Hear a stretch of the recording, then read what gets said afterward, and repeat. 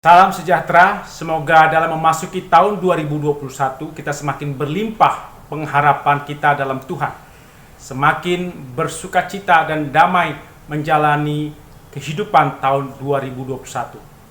Marilah kita mendalami tentang pengharapan dalam Tuhan dengan membaca Roma pasal 5 ayat 4-5. Dan ketekunan menimbulkan tahan uji, dan tahan uji menimbulkan pengharapan.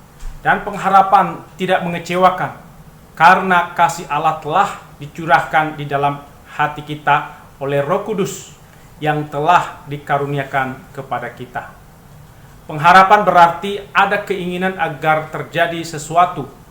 Misalnya ingin berhasil tahun 2021. Ada orang berharap dengan sabar, tapi ada orang yang gelisah, cemas, khawatir. Bahkan ada yang putus harapan. Orang yang sabar dalam pengharapan akan rindu menanti terjadi sesuatu yang baik, yang benar, dan berguna. Orang berharap ingin sembuh, ingin berhasil, ingin selamat, ingin mendapat kasih sayang. Orang berharap pada Tuhan, berarti dia mengandalkan, menyandarkan diri pada Tuhan. Sebab Tuhan pasti tidak mengecewakan, karena Tuhan itu pasti dipercaya. Berharap pada manusia terkadang mengecewakan.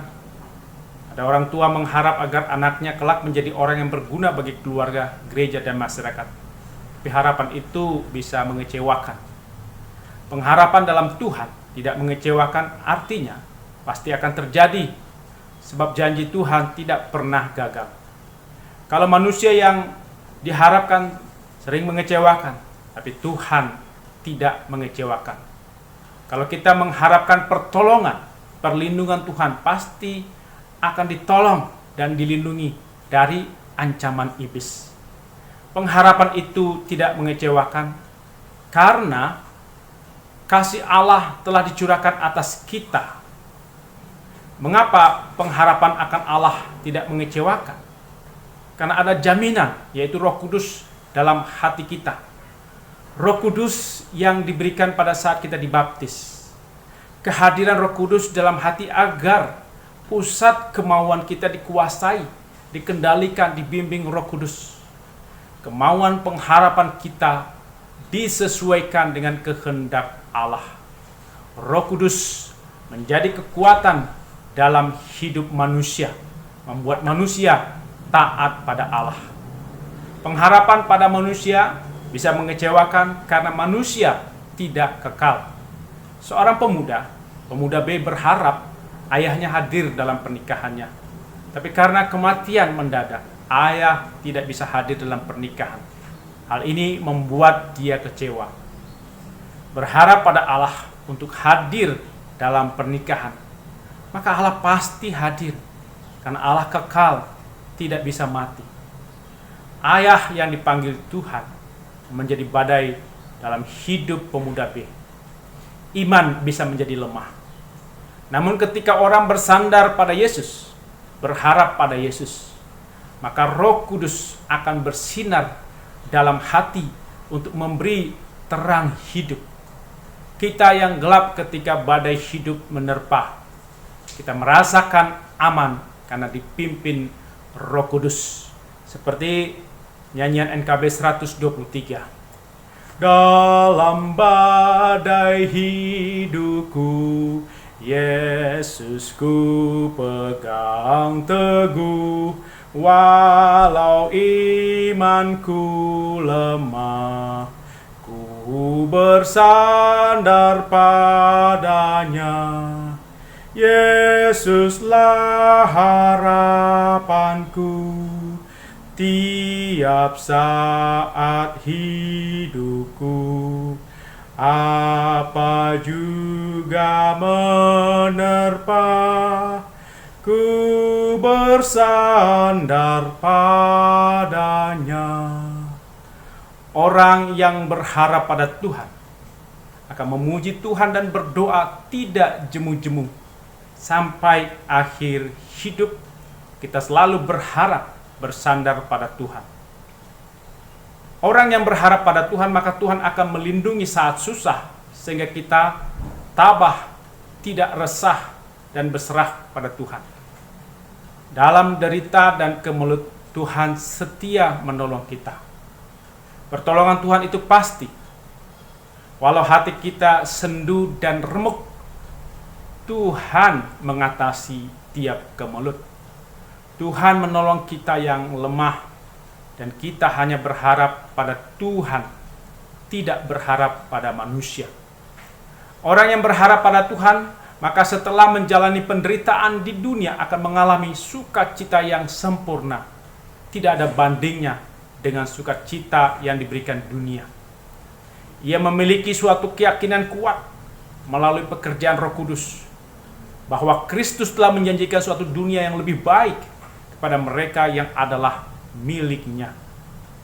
Umat Kristen memandang kematian bukan hanya sebagai akhir dari kehidupan, tetapi sebagai pintu gerbang menuju suatu kehidupan di masa depan yang mulia, bahagia, penuh. Pengharapan adalah cara hidup orang Kristen. Pengharapan Kristen adalah hal-hal yang pasti menurut Tuhan. Pengharapan yang pasti adalah kemuliaan Allah. Kemuliaan itu adalah sinar Allah. Kemuliaan Allah hilang dalam diri manusia karena dosa. Pada akhir zaman kita akan dibangkitkan. Maka kemuliaan Tuhan akan memancar dalam hidup orang beriman.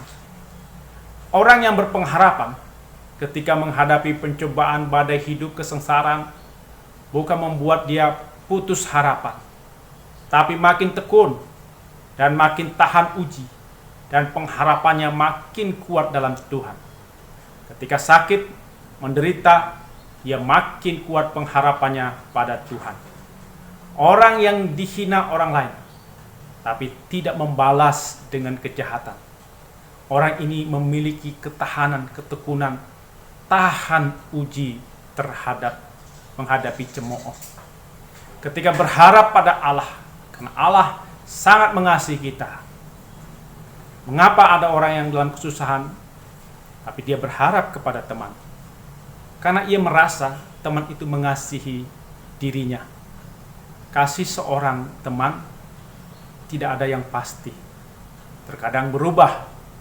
Tapi kasih Allah yang sangat besar pada kita. Kasih Allah tidak pernah berubah. Karena itulah kita hanya berharap pada Tuhan. Berharap pada Tuhan artinya ketika badai hidup menerpa, kita berlari kepada Allah, meminta tolong pada Allah agar Tuhan memandu perahu hidup kita sampai kita mengalami keteduhan seperti murid-murid yang mengalami badai. Begitu Yesus hadir memandu perahu murid-murid, maka mereka diberikan keteduhan oleh Yesus. Berharap pada Tuhan berarti orang ingin Tuhan mendekap dirinya seperti burung Raja Wali mendekap anaknya dengan naungan sayapnya. Di dalam dekapan Tuhan, maka kelemahan hati Tuhan jadikan kuat dan tenang. Berharap pada Tuhan karena Tuhan menjadi satu-satunya andalan dalam hidup untuk memulihkan hati, jiwa dan pikiran yang sedih, yang buta, yang lemah dan sakit. Walau kita berdosa, kita terus berharap pada anugerah yang membenarkan dan melayakkan kita. Dalam kasih Tuhan yang melimpah, dosa kita dihapus. Hidup kita menjadi segar dan dipuaskan Tuhan. Orang fasik atau orang yang tidak percaya Tuhan, maka pengharapannya akan sia-sia. Pengharapan bagi mereka adalah angan-angan saja. Sebab mereka tidak percaya pada kuasa Tuhan yang bisa membangkitkan orang mati. Pengharapan akan sukacita yang sempurna tidak mereka dapatkan. Orang fasik berharap kepada kekuatan dunia, kekuatan diri sendiri, materi atau kekuasaan.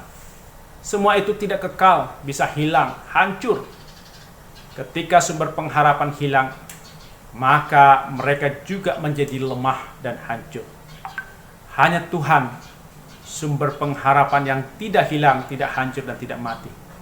Kekuatan dunia, kekuatan manusia tidak bisa membuat sendiri hujan yang lebat. Hanya Tuhan yang mampu membuat hujan yang lebat. Karena itulah Tuhan satu-satunya pengharapan manusia. Orang yang tidak berharap pada Tuhan digambarkan seperti tulang yang kering. Pengharapannya sudah lenyap. Yeskiel 37 ayat 11. Orang yang hidup tanpa pengharapan pada Tuhan akan seperti perahu yang diombang-ambingkan di laut yang luas. Bisa saja orang mengharapkan pada manusia atau berharap pada diri sendiri dan kekuatan dunia. Dia seperti perahu yang diikatkan pada perahu yang lain, yang juga terombang-ambing oleh gelombang laut, makin jauh dari daratan. Orang yang berharap pada Tuhan mengikatkan diri pada pelabuhan. Di laut tetap saja ada perahu terombang-ambing, tapi tidak pernah jauh dan tidak lepas pada sandaran di pelabuhan dan sangat dekat dengan daratan. Orang yang perahunya bersandar pada pelabuhan tidak akan gelisah, hidupnya tenang karena perahunya tidak hilang, tidak tenggelam. Pelabuhan kita adalah kasih karunia Allah. Kalau kita berpengharapan pada kasih karunia Allah, maka kita mengikat perahu kehidupan kita pada Allah, maka kita akan tenang dan damai. Tenang dan damai bukan tergantung pada diri kita, tapi tergantung dari Allah yang kuat memegang kita agar tidak tenggelam. Kasih karunia itu adalah Yesus. Gelombang hidup adalah kesengsaraan, penderitaan, miskin, gagal, kedukaan, sakit, penyakit, penganiayaan, sepi. Tapi karena kita berharap pada Tuhan, maka semua pencobaan membuat kita menjadi tekun, sabar menjalaninya, bersemangat menghadapi pencobaan, tidak takut dengan pencobaan. Pelaut itu sabar, tekun, berani menghadapi gelombang laut. Pelaut itu tidak diam menghadapi gelombang. Demikian juga orang yang berpengharapan pada Tuhan akan aktif terus melayani Tuhan, aktif terus bersekutu, bersaksi dengan tujuan mengalahkan godaan iblis yang memperlemah iman kita. Seorang pengusaha yang sukses, ketika dia gagal, dia tidak diam, tapi dia berjuang melawan tantangan dengan berani, tekun, sabar, memulai dari usaha yang baru, minta pertolongan Tuhan. Akhirnya usahanya bangkit lagi. Pengharapan dalam Tuhan membuat orang bangkit berjuang, tidak takut dengan kekalahan menghadapi musuh kehidupan. Seorang William Henley berbaring di rumah sakit, satu kakinya harus diamputasi. Dia menulis tentang Invictus. Tulisannya menggambarkan tentang hidup yang dalam gelap gulita, mengalami derita kesedihan. Dia berterima kasih pada Tuhan dan jiwanya tidak terkalahkan, tidak menjadi lemah. Dia tidak takut menghadapi gelap penderitaan. Nelson Mandela juga menggunakan puisi Henley ini. Bertahun-tahun dia di penjara di ukuran 3x3. Dia tidak menangisi penderitaan yang dialami, tapi yang dipikirkannya ketika dia keluar setelah bertahun-tahun di penjara, bagaimana dia bisa mengampuni orang yang berlaku tidak adil pada dirinya. Dengan memikirkan apa yang baik ketika di penjara, Nelson Mandela jiwanya tidak menjadi lemah. Orang yang berpengharapan tidak diperbudak oleh pikiran yang jahat yang membinasakan, tapi berpikir tentang hidup yang mulia sebagai anak-anak Allah. Roma 8 ayat 21. Orang yang berpengharapan, jiwanya tekun, sabar, tahan uji, tidak mudah menyerah untuk berbuat jahat, jatuh dalam kegelapan. Orang yang tidak berpengharapan, ketika gagal, berduka, jatuh dalam dosa, kemabukan, kekerasan, kebebasan seksual, narkobaan. Orang yang berpengharapan, ketika menghadapi kedukaan, kegagalan, kekurangan uang, penghinaan, dia makin kuat imannya, makin dekat Tuhan. Orang yang tekun sabar tahan uji, pengharapannya sangat kuat pada Tuhan, tidak mudah putus asa, tidak mudah bunuh diri. Pengharapan yang kuat, yakin Tuhan memberi kemenangan dalam menghadapi pencobaan. Pencobaan, penderitaan, sakit, penyakit tidak disukai, tapi datang terus dalam hidup dan harus dihadapi dengan pengharapan pada Tuhan, agar hidup kita tidak menjadi lemah, letih, dan lesu. Amin. Mari kita berdoa. Ya Tuhan, berilah Roh Kudus dalam hati kami sehingga pengharapan kami terus berlimpah-limpah dalam Tuhan. Kami menghadapi pencobaan dan tantangan badai dalam hidup kami. Kami bersandar pada Yesus dan kami menjadi kuat menghadapi masa depan kami di tahun 2021. Dalam Yesus kami berdoa. Amin.